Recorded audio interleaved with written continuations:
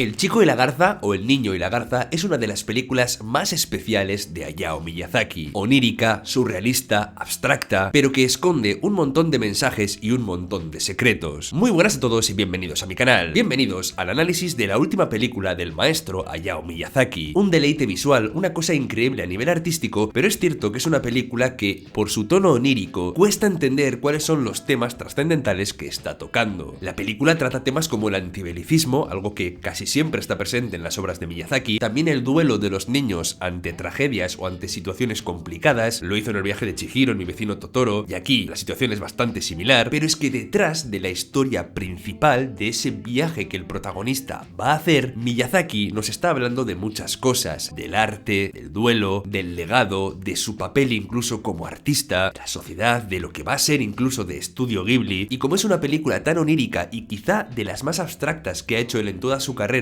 hay un montón de interpretaciones que yo voy a haceros que van a ser más subjetivas que nunca, aunque creo que no estoy lejos de la verdad o de lo que él intentaba transmitir, pero tened en cuenta que un artista a veces hace una obra y también la deja un poco libre de interpretación. Creo que la parte subjetiva del espectador, sacando sus propias conclusiones, también forma parte muchas veces de lo que es la propia obra. Entonces en este canal pues muchas veces hago eso, os cuento mi verdad o cómo yo he percibido la obra, y os puede convencer o no, podéis tener vuestras propias visiones, y en esta película creo que va a pasar más que nunca. Así que ya sabéis, suscribíos para no perderos más análisis de Estudio Ghibli, dejad un like para apoyar el contenido y vamos allá a desgranar esta obra increíble de Hayao Miyazaki.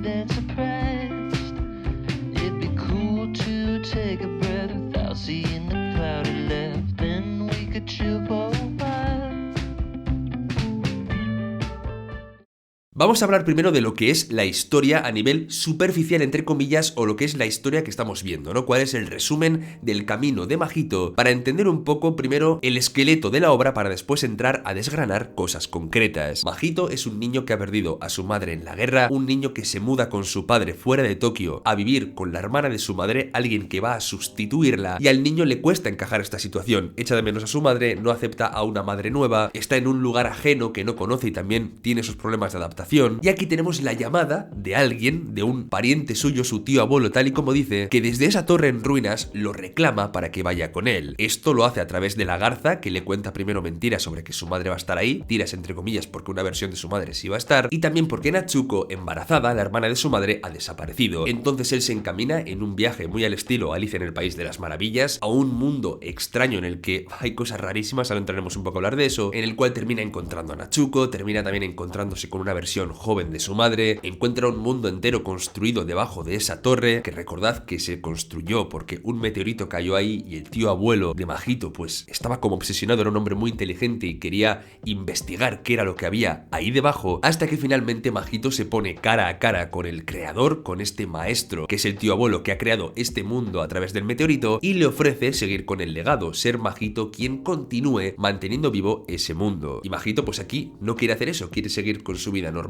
llena de fallos sí, pero al fin y al cabo su vida, y terminan escapando y todo sale bien entre comillas, y el mundo de este maestro se termina destruyendo porque no hay nadie que lo continúe. Vale, esto es un poco como el resumen así a grandes rasgos de lo que es la película, de lo que vemos a primera vista, pero ya os digo que hay muchas cosas que analizar. Vamos a empezar primero por cómo Miyazaki representa el instante de la muerte de la madre de Mahito, porque artísticamente es una maravilla, porque nos esboza y nos crea prácticamente una pesadilla en la cual las personas están distorsionadas, y me encanta la capacidad que tiene Miyazaki de dar forma a una pesadilla, porque esa escena es lo que es el recuerdo de un niño del instante en el que perdió a su madre, de la hostilidad de la guerra representada en esas caras deformadas, en ese fuego que baila casi con el propio personaje, en un caos precioso a nivel visual, pero que esboza eso, el trauma que tiene Mahito. Ese duelo de un niño ante una situación complicada es lo que tenemos con Mahito, igual que con Chihiro, igual que con las niñas de Totoro. Aquí Mahito se enfrenta a dos cosas. Por un lado, a aceptar la pérdida de su madre, a pesar de que han pasado años, él aún sigue con la idea de su madre en la cabeza, cosa normal, algo que lo va a acompañar posiblemente toda su vida, pero después se enfrenta a la difícil situación de que hay una persona que además se parece físicamente a su madre, que parece que ha venido a sustituirla, y esto para Mahito es muy difícil. Aceptar que su padre se vuelve a casar, aceptar que su familia se va a reestructurar y el lugar de su madre va a ser ocupado, es algo muy complicado de encajar para él. Entonces por eso el personaje muchas veces se va a mover mover entre el recuerdo de su madre, rechazar a Natsuko y el conflicto interno que esto le genera. Esto es algo que se desarrolla durante toda la película. La herida que se autoinflige el personaje de Mahito es una representación de esa debilidad, entre comillas, que él siente, esa vulnerabilidad, la representación física del trauma que está teniendo, del rechazo que siente ante Natsuko y de lo que echa de menos a su madre. El simbolismo de la cicatriz es importante, sobre todo de cara al final, ahora llegaremos. La forma de seducir que tiene la garza a Mahito es hacerle pensar que su madre va a estar dentro de la torre. Ya os he dicho antes que la garza es como el emisario del maestro y quiere hacer que Mahito entre allí en busca de su madre y así pueda encontrarse con el maestro. A mí esto, a nivel de simbolismo, me recuerda esos recuerdos, esos flashazos que nos vienen de cierta persona, que nos alimentan esas ganas que tenemos de que esa persona vuelva a nuestra vida. Ya os digo, puede ser una pérdida de cualquier tipo, alguien que haya fallecido, una relación que ha terminado, un amigo al que no vemos. Hay una parte de nosotros que siempre nos llama a querer volver a esa persona, a volver a tenerla en nuestra vida, y eso simboliza la garza cuando quiere que Mahito vaya a esta torre. Si os fijáis, Mahito lucha contra esta garza, es su lucha para no caer en la nostalgia y dejarse llevar por el recuerdo de su madre. Pero ¿qué sucede? Que por un lado lee un libro que su madre había dejado para él y al mismo tiempo Natsuko desaparece. Entonces Miyazaki utiliza estos elementos para mostrarnos cómo Mahito en este momento va a encarar 100% el duelo de lo que está sucediéndole dentro. Por eso entra a esta torre y aquí es cuando empieza a desarrollarse su trama, digamos, más interna también, ¿no? ¿Qué tenemos aquí? Cuando entra tenemos una imagen preciosa artísticamente de cómo su madre está hecha de líquido y se le deshace ante sus propios ojos, recordándonos que toda esa sensación que tenía de recuperar a su madre no era más que una ilusión que no puede suceder. Su madre verdaderamente ha muerto y no hay nada que se pueda hacer para que vuelva, ¿no? Tal y como él la recuerda y tal y como era. Y lo que sí me gusta es que la aparición de su madre de joven como Himi, como esta persona que utiliza el fuego, para mí, dentro de este duelo del personaje de Mahito, me simboliza lo bueno que su madre representaba. Esa sensación de que aunque su madre se haya ido, él siempre va a tener como un recuerdo positivo de ella, de las cosas buenas que le daba. Me habla de que su madre, aunque esté en otro mundo, siempre va a haber una parte de él que la recuerde con ese cariño. Ya os he avisado de que este análisis iba a ser bastante subjetivo y muy libre de interpretación como la propia película. Y ahora vamos a hablar del mundo este que ha creado el maestro y de algunos detalles que me han encantado. Por ejemplo, el detalle de esos barcos que están constantemente pasando de fondo, esas personas que han muerto y que están haciendo como su camino final, pero que al mismo tiempo le da como a todo este mundo un aire de nostalgia y de melancolía increíble. ¿Por qué? Porque el transcurrir de los barcos nos recuerda el constante flujo de la vida, ese pasar constante, temporal de lo que es estar vivo y de cómo todos al fin y al cabo también recorremos el mismo camino, vivimos, morimos, y que eso esté de fondo, como digo, durante un buen rato de la película para mí tiene muchísima fuerza. Al igual que los Warawara, que son de alguna forma parte de este ciclo vital, ellos son como la vida antes de surgir, algo que tal y como dice, nacerá y serán personas. Los barcos son la muerte, los Warawara son la vida. Todo está como en ese ciclo constante que Miyazaki respeta mucho, que es el ciclo vital. De los Warawara hay un concepto que me ha gustado mucho y es que ellos maduran y después nacen. Creo que nos habla un poco también de la capacidad de renacer, ¿no? De cómo una persona puede vivir más de una vida en distintos momentos, porque puedes encontrar cosas en tu vida que te pueden llenar a edades que no te lo esperabas, nuevas personas, nuevos hobbies, y esa idea de que ellos maduran y después renacen o nacen me ha gustado también. Pero todo forma parte de este ciclo natural porque Miyazaki, como digo, tiene mucho respeto por la naturaleza y se nota en sus películas. La escena de esta tumba gigante también nos muestra como el respeto que Miyazaki tiene hacia la muerte, algo que por su edad él seguramente perciba como algo cercano, por desgracia, porque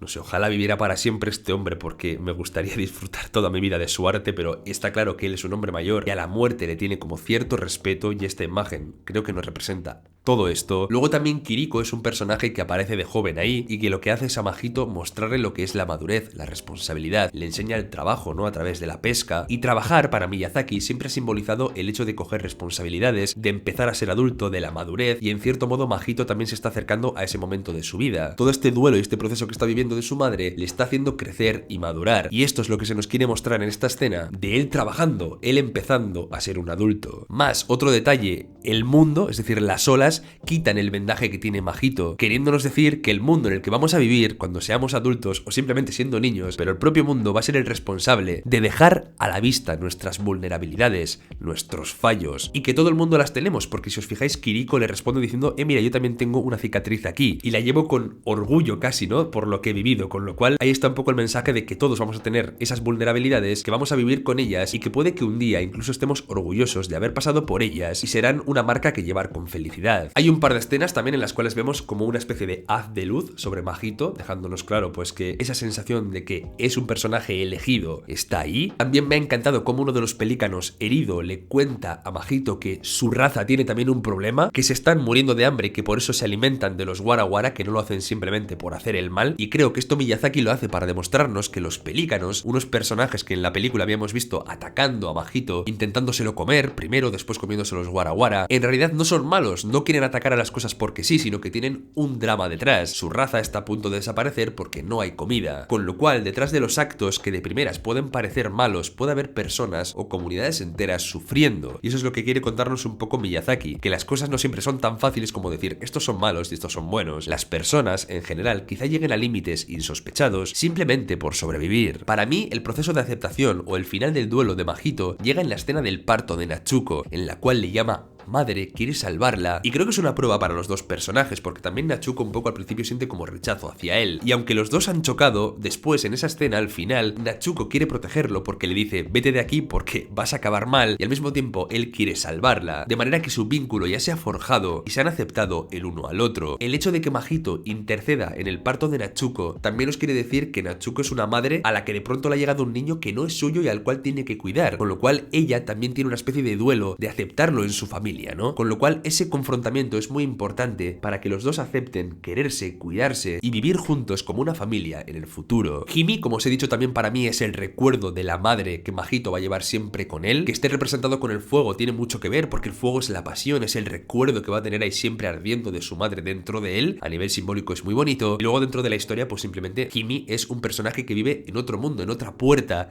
de esas que vemos en el mundo que ha creado el maestro, que además parece que interconecta muchos mundos, ¿no? Un poquito al estilo multiverso, cosa que está un poco de actualidad, pero aquí se roza simplemente y creo que es genial. ¿Qué más? Los periquitos. Estos periquitos que son todos iguales, únicamente de diferentes colores, representan nuestra sociedad actual. Una sociedad que se centra mucho en lo básico, como muy consumista, porque en todo lo que piensan es simplemente en comerse a Mahito, creo que eso está representado ahí, y también que es una sociedad violenta, porque si os fijáis hay un montón de escenas de periquitos con cuchillos y cosas así, haciendo Miyazaki un retrato de la sociedad como muy consumista, agresivo y básico, entre comillas, ¿no? A nivel de que van todos como siempre en fila y muy alienados con lo que tienen que hacer. Más elementos que me han gustado. El meteorito que cae a la Tierra, para mí, dentro de la simbología de la película, es la inspiración. Esa inspiración que cae y que inspira al tío abuelo cuando era joven. Y el tío abuelo, en torno a ese meteorito, construye un mundo nuevo. Si os fijáis, esto sí que es el propio Miyazaki, hablándonos de cómo le viene la inspiración y cómo en torno a esa inspiración él es capaz de crear un mundo entero, una película nueva, con sus imágenes, sus personajes, su arte y todo lo que él crea a partir de la inspiración que le va llegando. Pero también él como maestro, como dios de estos mundos, se da cuenta de que su tiempo está llegando, de que se le está acabando su tiempo para hacer cosas nuevas y de que necesita encontrar a alguien que siga con su legado, con el propio estudio Ghibli. Él, si os fijáis constantemente, él cada poco tiempo tiene que crear una torre, tiene que construir algo nuevo y sabe que va a dejar de hacerlo porque ya la vida no le da para más y quiere que Mahito sea la persona que siga construyendo esa torre por él, que siga manteniendo vivo ese mundo que él ha creado. Quizá nos está hablando de cómo quiere que Goro Miyazaki, su hijo, herede el estudio Ghibli y le está poniendo como mucha presión de que él haga esto y de que quizá Goro Miyazaki, representado aquí en Mahito, no quiera hacer lo que él está haciendo o no de la misma forma. Entonces el instante en el cual el maestro deja morir el mundo es muy significativo. Es Miyazaki aceptando que su obra se ha hecho hasta este punto pero que quizá nadie quiera continuarla como él lo ha hecho o de la misma forma. Y esta liberación de él de su propio arte es muy significativa. Parece que está aceptando que lo que él hizo simplemente fue cosa suya y que no tiene, por un lado, ni que obligar a nadie a seguir por el mismo camino y que aunque deje de existir, pues es lo que tiene que pasar y punto. Me gusta mucho también porque aquí la cicatriz de Mahito cobra importancia. Mahito no quiere seguir manteniendo un mundo perfecto. Mahito quiere vivir simplemente la vida. No quiere aceptar el legado del maestro y quiere, con sus imperfecciones, que él ha aceptado ya su propia cicatriz, acepta también las imperfecciones del mundo y quiere vivir en él. Es algo muy bonito. Es como el final de su duelo, aceptando que la vida tiene cosas buenas y cosas malas. Además, si os fijáis, el maestro no quiere dejar su legado en manos de la sociedad y de gente que va a tratarlo sin el respeto y la dedicación que merece, porque el rey de los periquitos, fijaos en cómo construye la torre, la construye mal, rápido y sin cuidado. Esto puede ser una crítica quizá a otras formas de hacer cine y hacer arte que no respetan bien el proceso creativo y la dedicación que requiere. Quizá una pullita también a la inteligencia artificial y a todas esas ganas que tiene la gente de hacer arte de una forma rápida y fácil, sin estudio y sin elaboración. Tened en cuenta que Miyazaki es alguien muy tradicionalista en lo que tiene que ver con el amor amor y todo lo que hay que entregar a las obras que estás creando. Y él no quiere que esto quede en manos de alguien que no lo vaya a cuidar, prefiere que se destruya antes que entregárselo a los periquitos, a la sociedad del consumo. Brutal este simbolismo también. Miyazaki es muchas veces al mismo tiempo el maestro, por todo lo que os he contado, pero también es majito a veces porque él también tiene su propio duelo de aceptar que está perdiendo, pues al final casi su propia vida ya, poco a poco. Y cómo él va aceptando, pues que esto simplemente sucede así, pero también majito es Goro Miyazaki, ¿no? Heredando, teniendo la presión de heredar Estudio Ghibli. Hay un montón de mensajes y de secretos que tiene la película, que nos habla con muchísimas capas de lo que él siente, al mismo tiempo del duelo de majito, porque también está muy bien representado, de la vida y de la muerte, de los amigos que hacemos en el camino, porque majito se hace amigo de la garza. Esto es muy bonito también. Hay un momento muy particular también en el cual majito le avisa a Hime y le dice: vas a morir en el fuego, es lo que te va a pasar. Y Hime le dice: no pasa nada, me gusta el fuego. O sea, como aceptando que al final quizá morir haciendo eso que te gusta puede ser como lo mejor que te puede pasar. O sea, tiene un montón de mensajes que me han parecido increíbles, que seguramente si viera la película 40 veces más sacaría más análisis de ella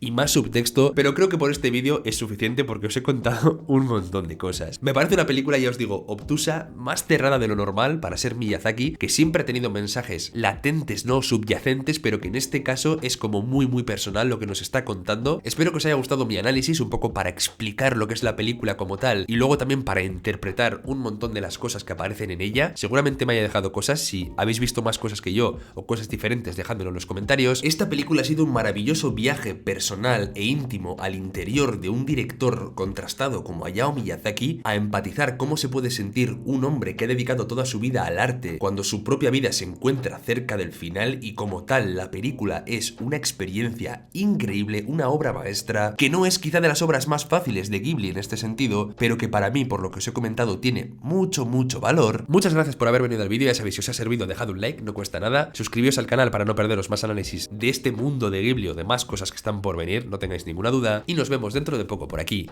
Hasta pronto.